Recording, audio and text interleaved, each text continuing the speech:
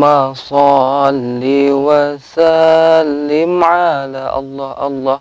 Allahumma salli wa sallim ala sayyidi wa habibi wa tabibi qalbi wa jasadi wa ruhi Sayyidi ya Rasulillah Muhammad ibni Abdillah as-sadiqil amin wa ala alihi wa sahbihi ajma'in. Assalamualaikum warahmatullahi wabarakatuh. Kembali lagi di Bapak Fahmi Channel.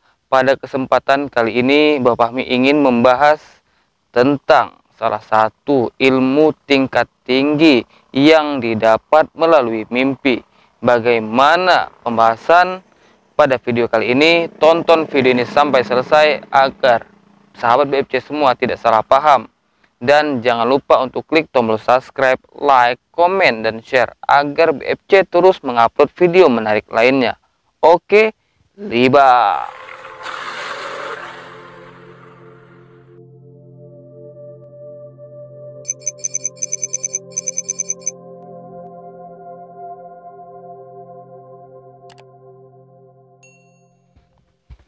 Bismillahirrahmanirrahim. Alhamdulillahirrabbilalamin. Wassalatu wassalamu ala asrofil anbiya'i wal mursalin wa ala alihi washabihi ajma'in. Pertama-tama dan yang paling utama, marilah kita panjatkan puja dan puji syukur kita kehadirat Allah Subhanahu wa taala yang mana sampai saat ini kita masih diberi kesehatan, keselamatan, dan nikmat panjang umur sehingga kita masih dapat berjumpa di Bapak Fahmi Channel. Dan tak lupa pula sholawat berangkaikan salam kita hadiahkan kepada junjungan kita Nabi besar Muhammad sallallahu alaihi wasallam dengan ucapan Allahumma sholli ala sayyidina Muhammad wa ala ali sayyidina Muhammad. Semoga dengan seringnya kita bersolawat maka kita tergolong umatnya yang mendapat syafaatnya di hari akhir kelak. Amin ya rabbal alamin. Nah, sahabat BFC, sebelum melanjutkan pembahasan pada video kali ini, Bapak Fahmi kembali menghimbau, memberitahu jika ada sahabat BFC ingin bercerita, sharing, konsultasi, bisa DM di Bapak Fahmi melalui IG atau Instagram yang ada nanti di bawah layar. Nah, itu untuk himbauan yang selalu BFC sampaikan. Dan kita kembali kepada pembahasan pada video kali ini, yaitu mengenai ilmu tingkat tinggi yang BFC dapatkan melalui mimpi. Dan ini BFC alami, dan ini juga kisah nyata yang BFC alami selama perjalanan spiritual BFC, yaitu mengenai keilmuan tingkat tinggi. Dan keilmuan ini BFC dapatkan pertama kali yaitu setelah beberapa bulan mengamalkan sholawat, sehingga dapatlah keilmuan ini. Dan itu tidak langsung tapi melalui beberapa tahap mimpi, dan sosok yang hadir adalah sosok yang sama tapi pesannya berbeda-beda, dan sampailah kepada pertemuan ketiga, dan itu adalah pesan yang disampaikan itu adalah yang ilmu yang cukup ya, bukan cukup tinggi ya, memang betul ilmu tingkat tinggi, dan memang itu banyak orang ketahui tapi sulit untuk dijalankan. Nah, jadi kita mulai dari mimpi yang pertama, yaitu selesai BFC mengamalkan sholawat satu hari sebanyak 1000 kali minimal gitu kan. Itu dari hari pertama berjalan beberapa bulan, sampailah pertemuan pertama melalui mimpi. Dan itu memang kurang jelas sosoknya, cuman hanya duduk dan diam gitu kan. Dan berjalan lagi gitu kan, mengamalkan sholawat itu, dan dan tanpa sadar gitu bahwasanya itu memang efek ataupun itulah hasil gitu dari amalan tersebut gitu. Jadi perjalanan dari yang pertama ke proses pertemuan yang kedua, mimpi yang kedua ini saya juga lupa beberapa bulan gitu. Cuman eh, tanpa saya hitung, tanpa saya sadar, ketika sudah mengamalkan, jumpa di mimpi yang kedua itu eh, sosok itu bersama orang lain, tapi saya itu mungkin ada kaitan itu misalnya entah murid antar guru ataupun apalah gitu kan.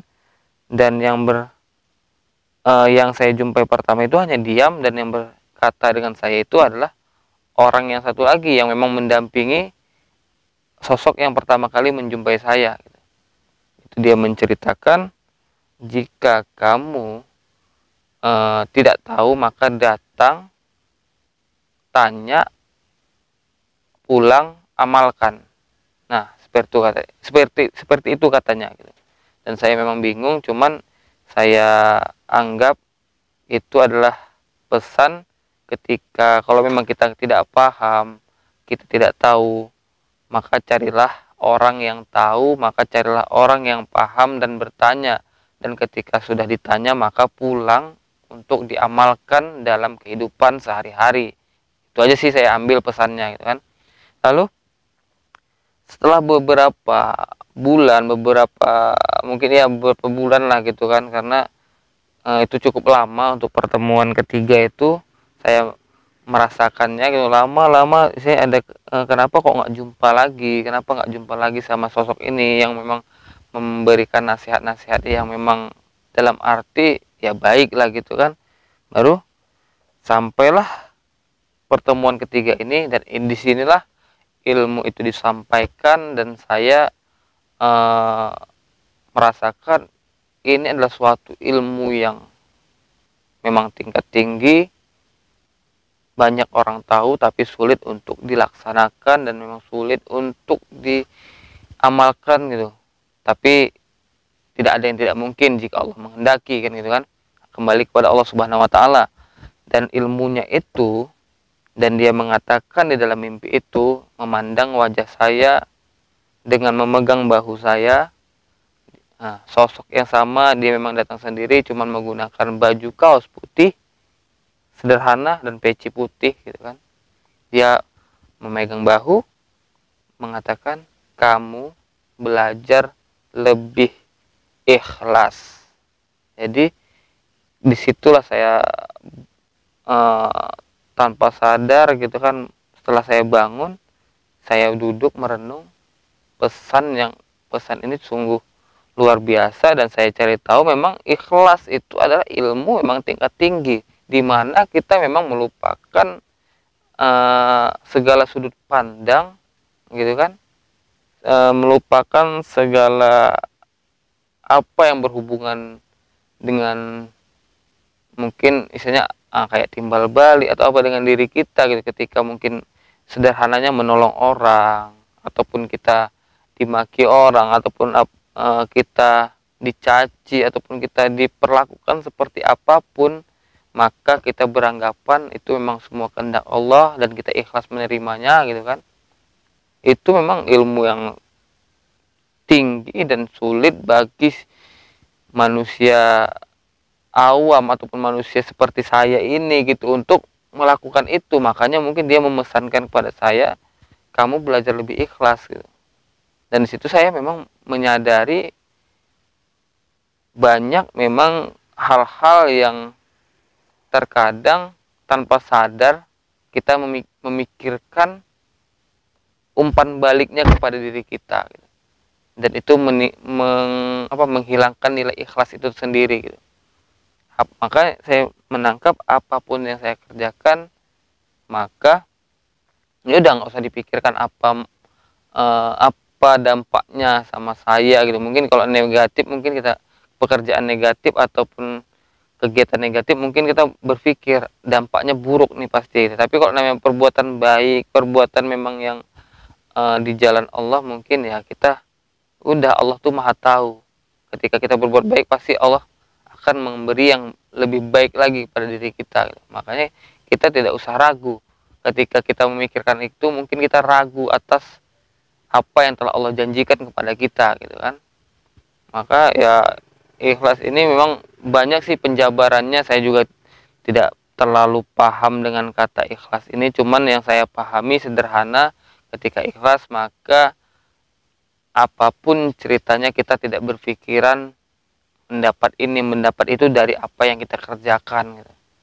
Dan bagi sahabat BFC semua bisa menerapkan ini di dalam kehidupan. Ketika Anda memang menerapkan keikhlasan dalam kehidupan, insya Allah hidup tenang, nyaman, tentram, damai gitu. Ketika mendapat cobaan, sabar, ikhlas ya, dari Allah gitu kan. Ketika mungkin di pekerjaan ada masalah begini segala macam, tepuk dada, ingat ya kan bahwasanya apa yang terjadi ini semua karena Allah, dan Allah pasti mempunyai rencana untuk hambanya yang memang betul-betul baik untuk hambanya. Tidak ada rencana Allah yang tidak baik untuk kita, untuk hambanya gitu kan. Nah makanya setelah itu apapun yang terjadi kepada Bapak Mi Channel gitu kan, kemarin tuh mungkin dari segi pekerjaan, mungkin dari segi usaha yang memang lagi terombang-ambing misalnya gitu kan, ataupun di dalam keadaan memang terpuruk, kita ikhlas gitu. Oh, ya udah gitu kan, yang penting kita pelajari terus, banyak jalan Allah untuk menunjukkan bahwasanya inilah jalanmu, inilah yang kamu harus kerjakan, banyak wasilah-wasilahnya, bisa dari teman, kerabat, saudara, nah, banyak, tinggal kita yang menanggapinya, tinggal kita yang memahaminya bagaimana gitu. Karena Allah telah memberikan hidayahnya, tapi kalau kita memang nggak peka ataupun kita memang tidak menerima tidak memahami bahwasanya itu adalah jalan Allah, maka ya memang terlewat lah gitu aja gitu. Makanya kita harus memperbaiki diri sehingga rasa, sehingga kepekaan kita terhadap kebaikan-kebaikan Allah gitu kan, misalnya pokoknya rahmat-rahmat Allah yang diturunkan kepada kita itu kita sadar, oh ini berkat Allah, oh ini karena Allah gitu kan. Jadi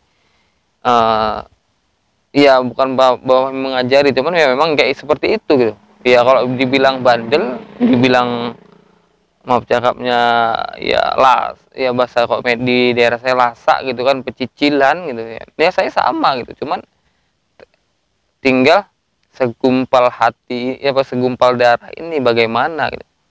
Mungkin kalau tingkah saya petakilan gitu kan, baru memang ya dibilang bandel gitu.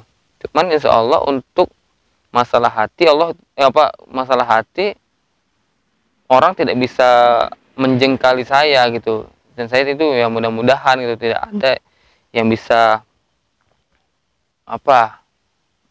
mengukur kita gitu.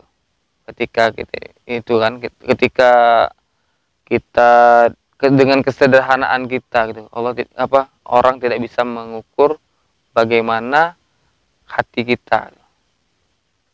Jadi mungkin itu saja pada video kali ini. Mudah-mudahan apa yang saya sampaikan bermanfaat, dan mohon maaf dengan segala kekurangan saya, mungkin dalam penyampaian tutur kata saya agak sedikit belepotan gitu kan, karena posisinya memang saya bukan seperti orang-orang jurnalis, ataupun memang yang ini kayak saya otodidak, saya sambil belajar berbicara gitu. Nah, terima kasih atas segala perhatian sahabat BFC semuanya. Saya ucapkan terima kasih ya sebesar-besarnya. Nah, jadi lebih dan kurang saya mohon maaf. Assalamualaikum warahmatullahi wabarakatuh.